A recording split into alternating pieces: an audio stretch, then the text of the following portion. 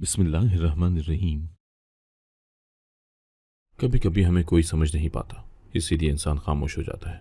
कभी कभार हमारे पास कहने को बहुत कुछ होता है, मगर इसलिए खामोश रहते हैं कि हम बहुत से रिश्तों का भरम टूटने नहीं देना चाहते, और लोग इसी को हमारी बुज़दिली समझ लेते हैं। मेरा नाम नाज़नीन है। मैं इस्लामाबाद से ताल्लुक़ रखती हूँ और इस वक्त मेरी उम्र 35 साल है। मेरा ताल्लुक़ एक अमीर घराने से है। हमारे बाप दादा जद्दी पुश्ती अमीर थे और उनका कारोबार दुनिया भर में फैला हुआ था। शहर के एलीट क्लास ख़ानदानों में हमारे ख़ानदान का शुमार होता है। लोग कहते हैं कि मैं मुंह में सोने का चम्मच लेकर पैदा हुई थी। मेरे पैदा होने पर पूरे शहर में महंगी वाली मिठाई बांटी गई थी, क्योंकि मैं उस ख़ानदान की इकलौती बेटी थी। मैं अपने ख़ानदान की पहली लड़की थी और हर एक की आंखों का तारा थी। हमारे ख़ानदान में पैसे और सहूलियात की कमी नहीं थी। शायद यही वजह थी कि मुझसे कोई ताई, फूफी या चाची चालीस नहीं थी, बल्कि वो मुझे अक्सर मेरी माँ से ज़्यादा प्यार देती। मैं हर एक की आंखों का तारा बन गई थी और हर दिल का सुकून मुझसे ही वाबस्ता हो गया था। कई भाइयों और कज़न्स की सबसे छोटी बहन, जो सबकी आंखों का तारा था, इसलिए मेरा नाम नाज़नीन रखा गया। सब मुझे प्यार से नाज कहकर बुलाते थे और मैं ख़ानदान वालों का नाज ही तो थी।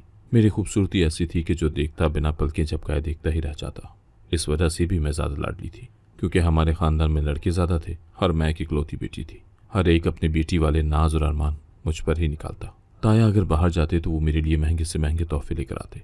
चाची अगर कराची अपने मैके जाती तो वापसी पर वो भी मेरे लिए बहुत सी चीज़ें लाती, और फूफी जब भी हमारे घर आती तो वो तोहफ़ों से लदी फुंदी आती, और उसमें सबसे ज़्यादा मेरे ही तोहफे हुआ करते थे। गर्ज़ की मुझे एक शहज़ादी वाली ज़िंदगी दी जाने लगी। मैं जो कपड़े पहनती वो मुझे दोबारा पहनने की नौबत ही ना आती, क्योंकि जो भी घर से बाहर जाता वापसी पर मेरे लिए ऐसे चीज़ें लाता कि जैसे उन चीज़ों को मेरे लिए लाए बगैर उनको घर में दाखिल ही नहीं होने दिया जाएगा। बचपन तो इंतहाई खूबसूरत गुजरा ही था, मगर जैसे ही मैंने कॉलेज के ज़माने में कदम रखा तो मेरी दोस्तें मुझ पर रश करने लगी, क्योंकि वो सब बेशक एक अमीर ख़ानदान से ताल्लुक़ रखती थी, मगर उन सबको इतनी ज़्यादा मोहब्बत, इतना ज़्यादा मान और इतनी ज़्यादा चाहत नहीं मिली थी। वो सब लोग अक्सर ये देख देख कर हैरान हुआ करती थी कि आखिर मुझ में ऐसा क्या है कि सब मेरी ही गुन गाते दिखाई देते हैं। मैं अगर ज़रा सी लेट हो जाती तो मेरे सारे ख़ानदान वाले बहुत परेशान हो जाते थे। सुबह जब हम कॉलेज के कैफ़े में नाश्ता कर रहे होते थे तो मेरे घर से कभी मेरी चची की कॉल आती तो कभी ताई की कि नाश्ता किया कि नहीं, ठीक से खाया भी है या नहीं, और मैं बस खुशी से मुस्कुरा दिया करती थी, क्योंकि कुछ लोगों के सामने मेरा सीना खुशी से चौड़ा हो जाया करता था कि मुझे किसी चीज़ की कमी नहीं थी, चाहे वो पैसा हो, मोहब्बत हो या नाज नखरे उठाने वाले और मोहब्बत करने वाले रिश्तेदार। इतनी ज़्यादा मोहब्बत ने मेरे अंदर जैसे गुरूर का बीज बो दिया था। मुझे अब अपने अलावा सब छोटे और कमतर लगने लगे थे। मुझे इस मोहब्बत ने इतना मगरूर बना दिया था कि मैं बात भी सिर्फ उन लोगों से करती थी जो मयार और ख़ानदानी स्टेटस में मेरे मुकाबिल हुआ करते थे। मुझे किसी भी किस्म की कोई कमी नहीं थी, सो मैं क्यों छोटे लोगों को मुँह लगाती और अपना मयार गिराती। वैसे भी अपनी खूबसूरती की वजह से मैं पूरे कॉलेज में मशहूर हो चुकी थी।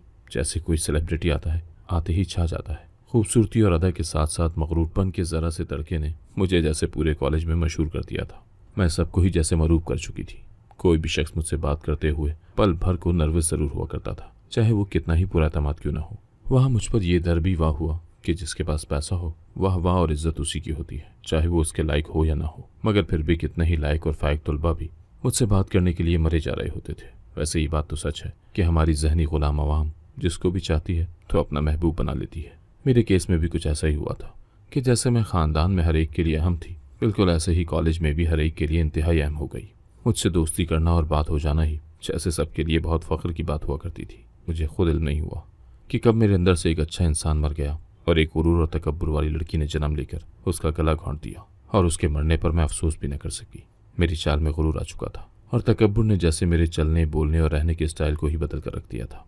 पहले जो मैं ख़ानदान की मोहब्बत को अपनी खुशकिस्मती समझती थी, अब मैं उसे अपना हक समझने लगी थी कि उनको मेरे अलावा मोहब्बत करने को और कुछ नहीं मिला था। सो अपनी कभी न पूरी होने वाली ख्वाहिशात को वो मेरे ज़रिए पूरा कर रहे थे, यानी मुझे मोहब्बत देकर, और मेरे ज़रिए ही अपने दिल के ना पूरे होने वाले अरमानों को पूरा कर रहे थे। मुझे मिडिल क्लास और जिद्दोजहद करते हुए लोगों से शदीद चिढ़ हुआ करती थी। फैशन से मेरा वास्ता तब पड़ा जब मेरा लाहौर के मशहूर नेशनल आर्ट्स कॉलेज में दाखिला हुआ। तब मैं काफ़ी खुश थी कि अब मैं जो चाहूँगी वो कर सकूँगी। वैसे भी घर की तरफ से मुझ पर किसी भी किस्म की कोई पाबंदी आयद नहीं की गई थी, और अगर वो कर भी लेते तो मैं बिल्कुल भी रुकने वाली नहीं थी, क्योंकि उनकी बेलौस मोहब्बत ने मुझे जैसे बागी कर दिया था। एनसीए कॉलेज में अगर मुझे कोई ज़रा सा भी मिडिल क्लास इंसान नज़र आता तो मेरा मूड ही ऑफ हो जाया करता था। मेरा बस नहीं चलता था कि मैं इस दुनिया से और अपनी नज़रों से उन मिडिल क्लास लोगों को कैसे निकाल दूँ। मुझे नहीं मालूम हुआ कि मुझे इतनी शदीद नफरत इनसे क्यों हो गई। यूँ ज़िंदगी बस चलने लगी थी। हर दिन जैसे ईद और हर रात शब रात हुआ करती थी। तरह तरह की पार्टीज़ और हर जगह आने जाने में मुझे कभी किसी ने रोकथाम नहीं की थी। चूँकि ये एक नेशनल कॉलेज था तो यहाँ पर फंक्शन चलते रहते थे और मेरा इन चीज़ों की तरफ रुझान भी बहुत ज़्यादा था। हमारा ग्रुप बना जिसमें 3 लड़के और 4 लड़कियां थीं। हम सबकी केमिस्ट्री इतनी मैच कर गई कि सारा दिन हम एक दूसरे के साथ ही रहा करते थे। कुछ वक्त बाद मुझे इल्म हुआ कि हमारे ग्रुप का लड़का हारिस एक मिडिल स्टेटस का है और जाने क्यों मुझे एकदम से उससे नफरत हो गई। रंग रूप और ओढ़ने पहनने के अंदाज से मुझे कभी इल्म नहीं हो पाया था कि वो वाकई एक आम से घराने से ताल्लुक रखता था। मुझे इस बात पर गुस्सा आया कि उसने सांप की तरह एक और चमड़ी अपने ऊपर ली हुई है, जिसकी वजह से कोई भी ये नहीं पहचान सकता था कि वो था कौन। मेरा दिल चाहता था कि मैं सबसे बात करूं और उसको हम ग्रुप से निकाल दें, मगर मैं ऐसा नहीं कर पाई थी। स्टेटस कॉन्शियस, मुझे यकीन था कि अगर मैं उनसे कहती तो उसको वाकई ग्रुप से निकाल देते और मेरी अना को तस्कीन मिल जाती। एक दिन मैं अपने कजन्स के साथ KFC खाने गई। उस दिन मेरे एक कजन को बैरून मुल्क में काफ़ी अच्छी जॉब मिल गई थी, तो वो हमें ट्रीट देने के लिए वहाँ लेकर गया था। हम सब हंसी खुशी वहाँ पर बैठे बातें कर रहे थे कि अचानक मेरी नज़र हारिस पर पड़ी। वो वहाँ पर किसी से ऑर्डर ले रहा था और मैं उसको देखकर जैसे शौक रह गई थी कि वो अपना भरम कायम रखने के लिए हमारे सामने खुद को एक हाई स्टेटस इंसान शो करने के लिए रात भर यहाँ पर नौकरी किया करता था। मुझे उसके दोगलेपन पर इतना शदीद गुस्सा आया कि दिल चाहा कि अभी जाकर उसका गिरेबान पकड़ लूं। उस छोटे इंसान की हिम्मत भी कैसे हुई हमारे पास बैठने की और हमसे दोस्ती करने की। मेरा अच्छा भला मूड एक ही पल में खराब हो चुका था। मेरे सब कजन्स ने भी नोटिस कर लिया, क्योंकि एकदम हंसते बोलते हुए मेरे चेहरे पर दुनिया जहां का गुस्सा आ चुका था और आंखों में छुपी नफरत भी किसी से मख्फी नहीं रह सकी थी। तभी उन सब ने मेरी नजरों का ताक़ुब किया। सामने देखा तो वो भी हारिस को पहचान गए थे, क्योंकि मेरे सब दोस्तों को ही वो बहुत अच्छी तरह जानते थे। मेरी तरह वो स्टेटस कॉन्शियस नहीं थे, मगर हारिस को यहाँ पर देखकर वो हैरान जरूर हुए थे। फिर मेरी जानिब सवालिया निगाहों से देखा कि जैसे पूछना चाह रहे हो कि तुम जानती हो ये हारिस है, तुम्हारा दोस्त। अभी मेरे कजन ने मजाक भरे लहजे में कहा, मैं तो समझता था कि नाज में इतना नाजो नखरा है कि वो किसी वेटर को अपना दोस्त नहीं बनाएगी, मगर यहाँ तो हारिस जैसे वेटर को उसने अपना दोस्त बना लिया। मेरा चेहरा गुस्से से सुर्ख हो गया और आंखों से शरारे निकल रहे थे, जबकि हारिस भी मुझे देख चुका था और वो बिल्कुल भी शर्मिंदा नजर नहीं आ रहा था। वो हमारे पास आया और उसने हम सबको सलाम किया और ऑर्डर के मुतालिक पूछा। मेरा दिल चाह रहा था कि मैं उसका चेहरा नोच लूं, जिसने मेरे खानदान के सामने मेरा मजाक बना कर रख दिया था। मैंने खुशदिली से सलाम का जवाब दिया। आहिस्ता मगर गुस्से से उसको देखते हुए कहा, हारिस यहाँ से दफा हो जाओ, हम अपना ऑर्डर किसी और को तो क्या यहाँ देना ही नहीं चाहते। इतना कहकर मैं गुस्से से वहां से चली गई और सब मेरी पैरवी करते हुए वापस आ गए। घर आकर भाई ने मुझे नाराजी से डांटा कि ये बिल्कुल बचकाना फेल था। मैंने जरा सी बात का बतंगड़ बना दिया और सबको मेरी वजह से खामखा शर्मिंदगी उठानी पड़ी और सबकी खुशी भी मेरी वजह से खराब हो गई थी। इतने अरसे बाद हम सब इकट्ठे होकर बाहर गए थे, जबकि कोई ये बात नहीं समझ पा रहा था कि मेरी अना पर कैसी चोट लगी थी। हर शख्स और हर चीज़ अपना मजाक उड़ाते हुए महसूस हुई थी, क्योंकि हारिस मेरे बहुत ही करीबी दोस्तों में से था। मेरे लिए बहुत बड़ा सदमा था, जिसको मैं इतनी जल्दी हजम नहीं कर पा रही थी। मेरे घर वालों के नज़दीक मैं ओवर रिएक्ट कर रही थी, बल्कि मुझे तो खुश होना चाहिए था कि हारिस मेरा दोस्त था और वो एक मेहनती लड़का था, मगर कोई भी ये बात नहीं समझ पा रहा था कि मुझे ऐसे लोगों से शदीद नफरत थी जो किसी की गुलामी करते थे, और मैं किसी ऐसे लड़के को अपना दोस्त बना भी कैसे सकती थी।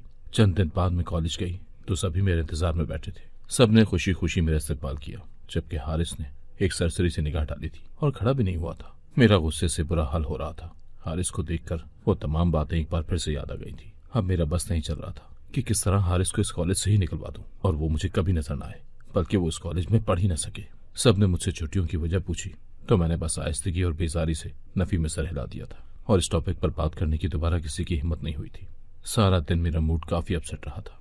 सब लंच करने गए तो वो भी उनके साथ था, इसलिए मैं उनके साथ न जा सकी। जाने क्यों हारिस की मौजूदगी में मुझे अपना दम घुटता हुआ महसूस होता था। हालांकि इससे पहले हारिस के साथ सबसे ज्यादा दोस्ती मेरी ही थी और मेरी ही उसके साथ सबसे गाढ़ी छनती थी। मैं अपनी हर बात उसी से शेयर किया करती थी।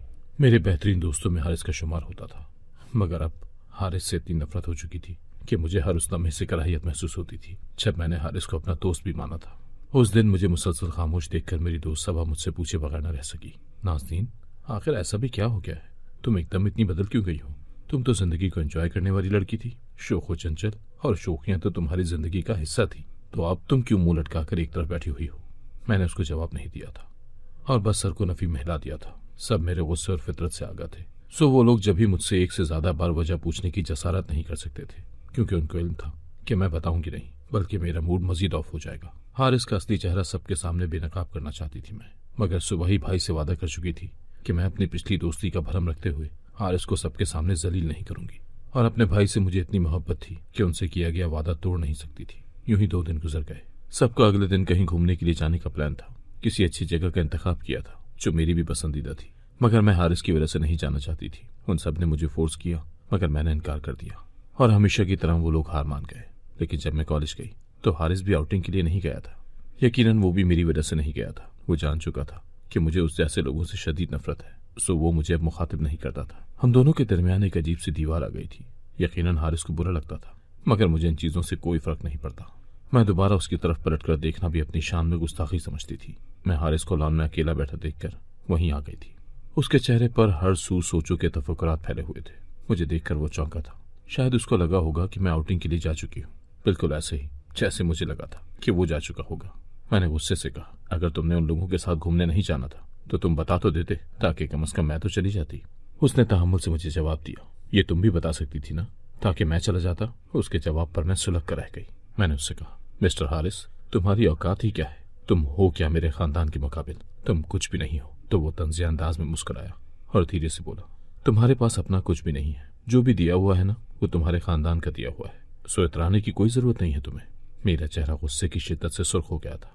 मैं गुस्से से चिल्लाई, मेरे पास खानदान की ताकत, दौलत है, शोहरत है और सब कुछ है। तुम तो सोच भी नहीं सकते। तो वो हंस दिया और मुझे देखते हुए बोला, मुझे उन सब चीजों की तमन्ना नहीं है जिस पर तुम इतरा रही हो। ये सब कल मेरे पास भी आ सकता है। सो जमीन पर रहो, क्योंकि मेरे पास टैलेंट है और मेरी डिजाइन की गई एक चीज लाखों में बिकती है। और तुम, जिसकी हर असाइनमेंट तक मैं बनाता रहा हूँ, वो ये बात करती अच्छी नहीं लगती। उसकी ये बात मुझे मजीद आग लगा गई। मेरा गुस्से से हाथ उठा और इससे पहले कि वो उसके चेहरे पर निशान छोड़ता, हारिस ने उसको पकड़ लिया और गुस्से से बोला, अपनी औकात में रहो। मैं कुछ भी हूँ, मुझे उस पर फख्र है। मैंने तुमसे दोस्ती करने को नहीं कहा था। मेरा गुस्से से अब चेहरा खतरनाक हद तक सुर्ख हो गया था। वो वहां से मेरा जहनी सुकून बर्बाद करके जा चुका था, जबकि पीछे मैं गुस्से और सदमे से कितनी ही देर हाँफती रही।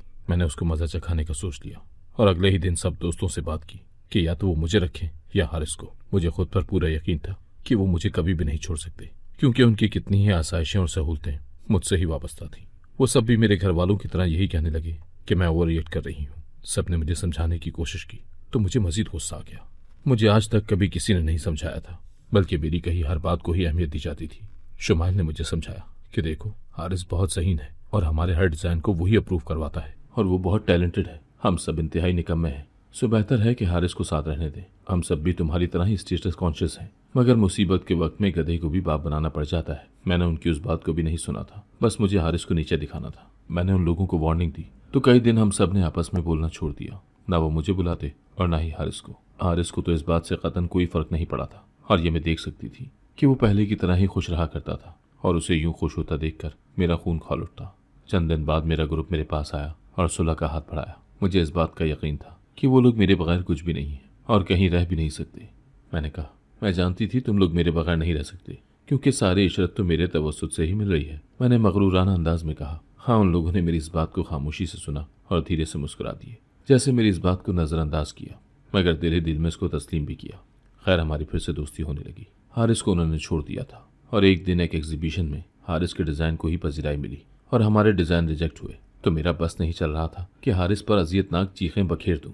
जब हम सब खड़े थे तो सब दोस्तों ने हारिस को जाकर मुबारकबाद दी। अब तो गुस्से से मेरा हाल बुरा हो चुका था। इससे ज्यादा ना मुझ में ज़र्फ था और ना ही मैं देख सकती थी कि एक मिडिल क्लास लड़का मुझ जैसी लड़की को मात दे चुका था, जिसके हुस्न के आगे चांद भी शर्मा जाए। मैंने गुस्से से जाकर उसके डिज़ाइन फाड़ दिए और अपने सब दोस्तों की भी इतनी बेइज्जती की कि कोई हद नहीं। उनको हर लम्हा गिनवाया। वो रुपया पैसा जो उनको मैंने दिया था, हर महंगा तोहफा जो मैंने उनको दिया था, मैं न जाने क्यों इतने गुस्से में आ गई थी कि गिनवाए बगैर न रह सकी कि मेरे बगैर वो लोग कुछ भी नहीं है। मुझे उनका हारिस को मुबारकबाद देना वाकई में बहुत ही बुरा लगा था। मैंने जब उनके चेहरों की तरफ देखा तो तौहीन और आहानत से उन सब के चेहरे भी सुर्ख हो चुके थे। शौक की वजह से वो मुझे कुछ कह नहीं पा रहे थे, मगर उनकी आंखों ने जैसे मुझे निकालने का मजबूत इरादा किया हुआ था। और हारिस, उसका तो बस नहीं चल रहा था कि मेरी आंखें नोच ले। मैंने उसके इतनी कीमती डिज़ाइन को बर्बाद करके रख दिया था। उसके बाद मैं घर चली गई। मुझे जैसे डिप्रेशन के दौरे पड़ने लगे थे। और फिर जब कई दिन बाद कॉलेज गई तो मुझे लगा जैसे वो तो मुझे बुलाएंगे ही नहीं, मगर ऐसा नहीं हुआ था। उन्होंने मुझसे अच्छे से बात की और बताया कि कॉलेज का टूर मर ही जा रहा है, इस बार हम सब साथ जाएंगे। हारिस नहीं जा रहा था और यही मेरी खुशी थी। मैं उनके साथ मरी गई, लेकिन उन लोगों ने झूठ बोला था कि कॉलेज का टूर जाना था, बल्कि वो लोग आए थे खाली। उन्होंने कहा कि अगर हम अपना कहते तो तुम शायद ना आती, इसीलिए हमें कॉलेज का कहना पड़ा। मैंने अपना मूड ऑफ नहीं किया और एंजॉय करती रही। फिर उस शाम में मैं अपने दोस्तों के साथ शिकार के लिए जंगल में गई थी और जंगल में खो गई। रास्ता ढूंढते ढूंढते मुझे एक बूढ़ा आदमी मिल गया। वो मुझे अपनी झोंपड़ी में ले गया और खाना खिलाया। मैं रोज उससे बोलती कि मुझे जंगल के बाहर छोड़ दो, पर जिस्म इतना दुखता कि सारा दिन सोती रहती, उठा ही न जाता। जब दिन गुजरने के साथ साथ मेरा पेट बड़ा होने लगा तो मुझे यकीन हो गया कि उस बूढ़े आदमी ने मेरे साथ कुछ गलत किया है। मैं बहुत रोई और सोने का नाटक किया तो सर पर कयामत टूट पड़ी कि मेरी अपनी दोस्त ने उस बूढ़े को पैसे दिए और अपने साथ 2 और लोगों को मिलाई थी, जिसमें एक उमैर था और दूसरा उवैस। वो दोनों मेरे दोस्त थे और वो दोनों मुझे कोई इंजेक्शन दे रहे थे। इसी की वजह से मेरा पेट बढ़ रहा था और वो लोग मुझे मेरे गुरूर की सजा ऐसे देना चाहते थे, इस तरह कि मेरे घर वाले समझेंगे कि मैं गलत लोगों के हत्थे चढ़ चुकी हूँ। मैं जैसे शौक में रह गई थी कि अपनी बेइज्जती का बदला उन्होंने मुझसे यूं लिया था। मैंने तभी देखा कि वहां हारिस आया था। उसने गुस्से से उन सबको देखा और कहा कि तुम लोग ये क्या कर रहे हो? हमें इससे अपनी तजलील का बदला लेना है। इसको लगता है हम इसके बगैर कुछ नहीं है। अब घर जाकर जब इसको अपनी सफाई पेश करनी पड़ेगी और कदम कदम पर हमारी जरूरत पड़ेगी तो इसे भी ऐसे ही धुतकारा जाएगा जैसे इसने हर इंसान को धुतकारा, तभी हमें सुकून मिलेगा। हारिस कहने लगा, तुम लोग प्लीज ऐसा मत करो। देखो हम सब दोस्त हैं और मुझे नाज़नीन से मोहब्बत है। इसकी हर बात सिर्फ इसीलिए बर्दाश्त की है। तुम सब लोगों ने ऐसा किया तो यकीन करो मैं तुम सबकी जान ले लूंगा, क्योंकि तुम लोगों को जो थोड़ी देर पहले जूस पिलाया था उसमें जहर था। और जब तक तुम लोग नाज़नीन को मेरे हवाले नहीं करते और मुझे इस दवाई का तोड़ नहीं बताते कि ये नॉर्मल कैसे होगी, तब तक मैं भी तुम लोगों को जहर का तरियाक नहीं दूंगा और अगले 2 घंटों में तुम लोग अपनी जिंदगी से हाथ धो बैठोगे। इस बात पर वो लोग शौक में आ गए और फौरन एक दवाई दी जिसे हारिस ने मुझे दिया और मैं होशो खुर्द से बेगाना हो गई। जब होश आया तो मैं अस्पताल में थी और सब मेरे आगे पीछे थे और उनको यही बताया कि मैं किसी पहाड़ से गिर गई थी। मेरे दिल में हारिस के लिए नफरत खत्म हुई, बल्कि मुझे उससे मोहब्बत हो गई। मेरा दिल चाह रहा था कि उड़कर उसके पास पहुंच जाऊं और जाकर रो रो कर माफी मांगू। जिनको मैंने दोस्त समझा उन्होंने मुझे जलील और रुस्वा करने में कोई कसर उठा न रखी और हारिस ने मुझे बचाया। बेशक इंसान का हस्ब नस्ब उसकी तरबियत से तय होता है। मैं ठीक होकर हारिस के पास गई, उससे माफी मांगी और हिम्मत करके शादी का कह दिया। वो तो जैसे शौक में रह गया और फिर हंसकर कबूल कर लिया। अगर आपको आज की कहानी पसंद आई है तो वीडियो को जरूर लाइक कीजिएगा और अपने दोस्तों के साथ भी शेयर कीजिएगा। और हाँ, अगर आपने अभी तक हमारा चैनल सब्सक्राइब नहीं किया तो जरूर सब्सक्राइब करें। मिलते हैं कल एक नई और दिलचस्प कहानी के साथ। अल्लाह हाफिज।